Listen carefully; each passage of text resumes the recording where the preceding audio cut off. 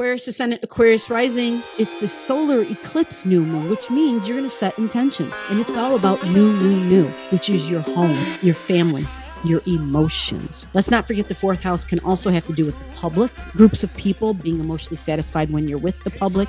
You know, if you ever go to a venue for a concert, there's just something about the energy. So having a new beginning in your fourth house, this could be a new home. Are you moving? Did you move? Are you thinking about moving? Or are you just going to make some changes in the home that make it feel like a new location, a new place? You have a Taurus eclipse there. It's all about the values. It's all about your creature comforts, what you need to feel comfortable. Good food in the house, having some good music. Do you light the candles? Do you have fine art hanging on your walls? Do you do fine art?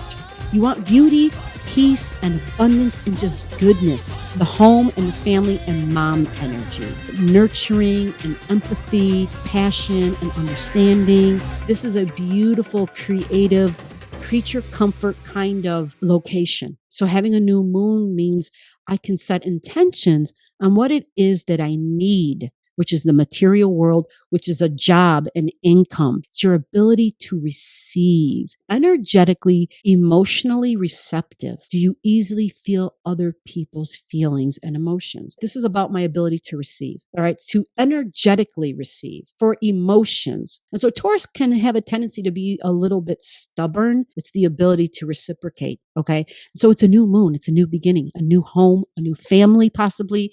Are you thinking about being a mom? Do you want to be a mom? And it could be a new beginning in a mom role as far as creating something. It doesn't have to be like get the paintbrush and the easel. It could be making, your room more homey in some way. Maybe you live in a house like me. I have 2 house partners. When it comes to my room, it's like there's certain things in my room where I want it to be more about just me. So it could be even something like that.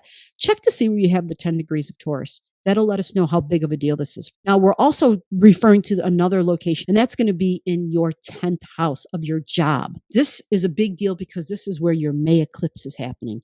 It has to do with your career. It's also your goals and your ambitions, your worldly goals, your worldly ambitions. It's something that you would do whether you got paid to or not. It's like a vocation.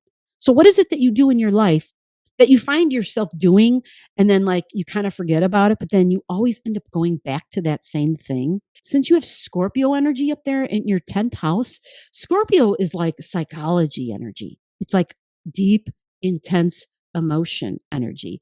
Do you do art that's when they draw, when they paint? Oh, who's that artist? Starry Night, Van Gogh. You look at his stuff and it's like, whoa, it's very bold. It's very it's intense. It's in your face, right? It's powerful. That's Scorpio energy. Scorpio energy is also about healing and transformation. It's the mythic bird, I can't even think of the name right now, which is crazy. You know what the bird is? It all of a sudden was in ashes, and from those ashes, it all of a sudden came to life. It's rising up out of the ashes. It's because it's a releasing, an ending, a letting go, making something out of that ending. Yeah. That's the cool thing about Scorpio and Taurus energy. It's like all of a sudden there was nothing and then there was something.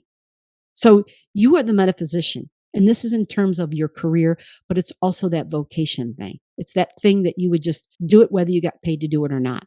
And so having Scorpio there means it's a release of emotions, a release of deep wounds, but it's on a big scale. If it's at the midheaven, it's like you could do it professionally. Are you a therapist of some sort? Do you work with other people? Have you ever thought about doing that sort of work? Do you find yourself that you have others that you talk to where you end up talking about really private, deep, hurtful, personal experiences? Because Scorpio energy is deep, energetic bonds. You have soul bonds with people, okay? But you have soul bonds. You can connect with people, in a professional way, like on a large scale at that 10th house. So you can do that, whether it's with group activity, but it's like that manager type of energy to it. Like you could lead the group because it's Capricorn, right? It's like I could be the boss. So there can be a lot of different ways that can express in your life. You have any more questions, just comment below and I could take a deeper dive for you.